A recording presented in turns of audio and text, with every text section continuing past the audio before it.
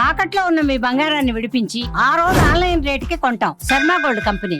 నమస్కారం, welcome to Suman TV. నేను గీతాంజలి. ప్రస్తుతం మనతో పాటు శ్రీచక్ర ఉపాసకులు, ప్రముఖ ఆధ్యాత్మికవేత్త శ్రీ మణికంఠ శర్మ గురువు గారు ఉన్నారు. వారితో మాట్లాడదాం.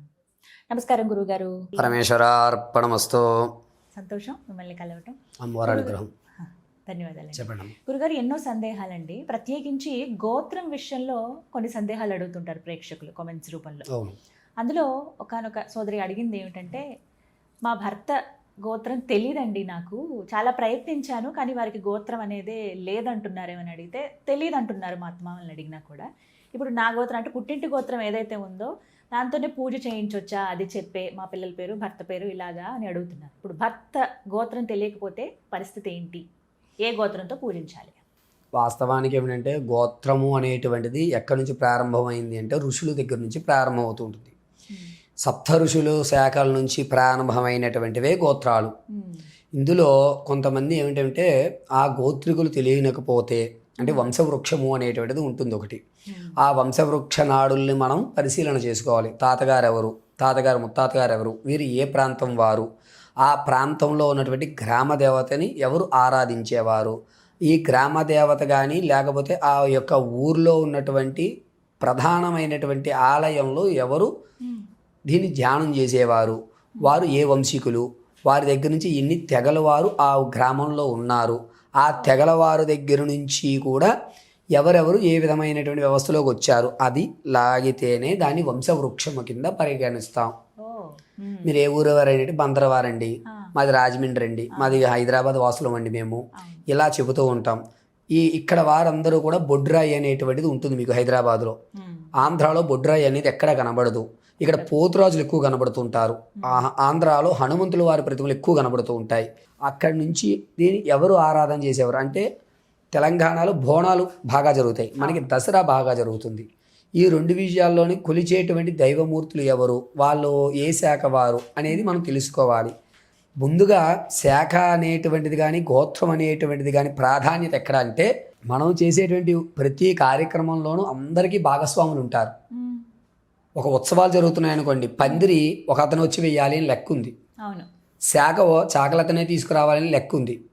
అదేవిధంగా పట్టు వస్త్రాలు ఇతనే నెయ్యాలి అని ఆ ఊర్లో ఉన్నటువంటి ఒక కులానికి దాన్ని అప్పచెప్తారు. అందుకోసం అని చెప్పి ఈ రోజుకి కూడా పట్టు వస్త్రాలు కొంతమంది తీసుకురావాలి అనేది ఆనవాయితీగా వస్తున్నాయి. దీన్ని పూజించే వారి బట్టి గోత్రము ఆధారపడి ఉంటుంది. ఇది లెక్కండి, అసలు గోత్రం అక్కడి నుంచి ప్రారంభమవుతుంది. అయితే కొంతమంది మరిచిపోయి లేదా జీవనోపాధి కోసం పక్క ఊర్లు వచ్చి ఇక్కడ స్థిరపడి ఆ గోత్రాన్ని మర్చిపోయారు, తెలియలేదు. అప్పుడు ఏం చేసుకోవాలి అంటే మమ యజమానస్య పరమశివ గోత్రస్య అని చెప్పుకోవాలండి. అంతేగాని భార్య యొక్క గోత్రాన్ని భర్తకి అనువదించడానికి పనికిరాదు. దోషము అని కాదండి. ఇక్కడ ఏమని చెప్తామంటే గంతకు తగ్గ బొంత, ఇద్దరు భలే దొరికారు ఆలుమగలు, బ్రహ్మ మీ ఇద్దరికి ముడిపెట్టి ఉన్నారు అని. అంటే ఎక్కడో పుట్టినటువంటి అబ్బాయి ఒక వాతావరణంలో పెరిగి ఎక్కడో పుట్టినటువంటి అమ్మాయి ఇరువురిని వివాహం చేసుకున్న తర్వాత ఆడపిల్ల అయిపోతుంది. అంటే ఆ వంశాన్ని నిలబెట్టడానికి ఉపయోగపడేటువంటిది భార్యస్థానం. ఎవరి వంశం? అబ్బాయి యొక్క వంశం. అబ్బాయి ఇంటి పేరు వస్తుంది కదా అమ్మాయికి. అసలు ఆడపిల్ల పుట్టడం అనేటువంటిది ఇంటిలో మహాలక్ష్మి పుట్టిందంటారు కదా. అసలు ఆడపిల్ల ఉన్న ఇల్లు ఎంత అద్భుతం అంటే ఆ యొక్క తండ్రి ఆ పిల్లని దానం చేసి ఇంకొక ఇంటికి వెలుగునిచ్చేటువంటి స్థాయిలో ఉన్నాడు. అర్థమైందండి. బంధువులు, స్నేహితులు, అక్క చెల్లెలు, అమ్మ నాన్నలు వీళ్ళందరినీ విడిచిపెట్టి నువ్వే ప్రపంచం అనుకుని ఈ అమ్మాయి వచ్చేస్తుంది కదా, అప్పుడు ఈ అబ్బాయి యొక్క వంశాన్ని అభివృద్ధి చెందుతుంది. కాబట్టి ఇక్కడ వాళ్ళ వంశము అని చెప్తారు. వివాహంలో కూడా గౌరీ పూజ చేస్తున్నప్పుడు అస్య యజమానస్య గోత్రస్య అని చెప్తారండి. 3 తరాలు కూడా వివాహం జరుగుతున్నప్పుడు కన్యాదానం దగ్గర చెప్తారు. ఒకవేళ లేకపోతే పరమశివ గోత్రస్య అని చెప్పుకోవాలి. మనకి పరమశివ గోత్రస్య అని తెలియలేదు అనుకోండి, మార్కండేయ గోత్రస్య అని చెప్పుకోవచ్చు.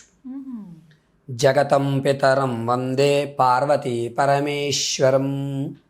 అందరికీ ఆయనే.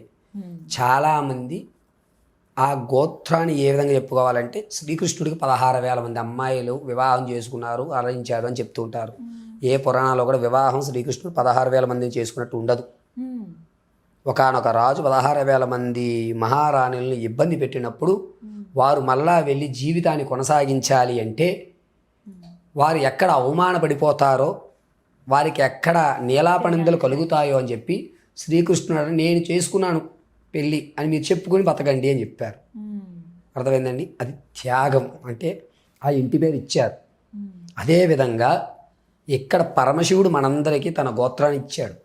గోత్రం తెలియకపోతే యజమానస్య పరమశివ గోత్రస్య ధర్మపత్ని సమేతస్య సకుటుంబస్య సపరివారస్య సమాంత్రస్య అని చెప్పుకోవాలండి. ఇప్పుడు మీరు ఈ విధంగా చెప్పారండి. ఇప్పుడు కొన్ని ఏంటంటే అత్తగారు మామగారు ఇలా ఉంటారు, అంటే యజమాని అన్నారు కదా అని భర్త పేరు భార్య పేరు పిల్లల పేరే చెప్పేస్తారు.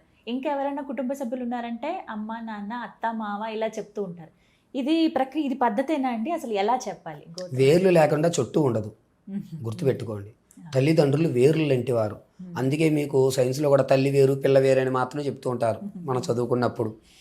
మెయిన్ ప్రాధానం తల్లిదండ్రులు. వాస్తవానికి అందరూ ఏం చెప్తారంటే కనిపించే దైవం సూర్యుడు అని చెప్తారు. సూర్యుడి కంటే ముందు కనిపించే దైవం తల్లిదండ్రులే. ఎందుకు తెలుసా? తెల్లవారుజామునే పిల్లాడి స్కూల్కి టైం అయింది లే అని చెప్పి తండ్రి, ఒరే లేవరా స్కూల్కి టైం అయింది అని చెప్పి తల్లి, వీళ్ళిద్దరి మాటే మనకు ముందు వినపడతాయి. గబగబా హోంవర్క్లు చేయలేదు, నువ్వు తాగు, పిల్లాడికి బాక్స్ పెట్టు, ఇవే వినపడతాయి. అంటే తల్లిదండ్రులు. మొట్టమొదట మనకి వినబడేటువంటి శబ్దం తల్లిదండ్రుల శబ్దం. ఆ తర్వాతే డోర్లు తీస్తారు, కట్టెలు తీసి పిల్లల్ని లేపుతారు. అర్థమైందండి? కాబట్టి మొట్టమొదటి దైవం మొట్టమొదటి గురువు తల్లిదండ్రులే.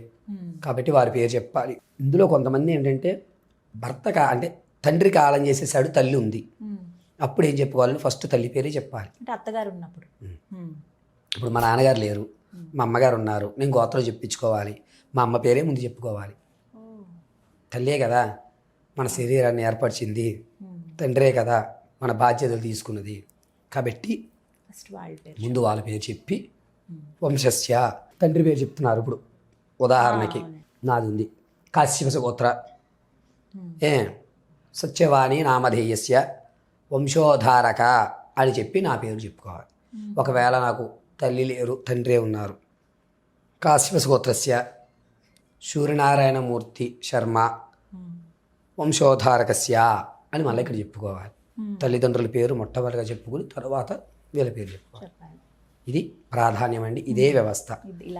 తల్లిదండ్రులు చెప్పుకోకుండా కింద వారు చెప్పుకోవడం అనేది పనికిరాదు. కొంతమంది ఏం చేస్తూ ఉంటారంటే వాళ్ళ పిల్లల పేర్లు ఇవి అవసరం లేదండి. యజమాని ధర్మపత్ని, ఫస్ట్ తల్లిదండ్రులు, యజమాని ధర్మపత్ని, సకుటుంబం చెప్పులు చాలు. ఎందుకంటే మనం చేసిన ప్రతి పుణ్య ఫలితము మన పిల్లలకే కాబట్టి వారి పేరు చెప్తే సరిపోతుంది. ఇది పెద్ద సందేహం చాలా చక్కగా నివృత్తి చేశారు గురుగారు. ధన్యవాదాలు. పరమేశ్వర అర్పణమస్తు.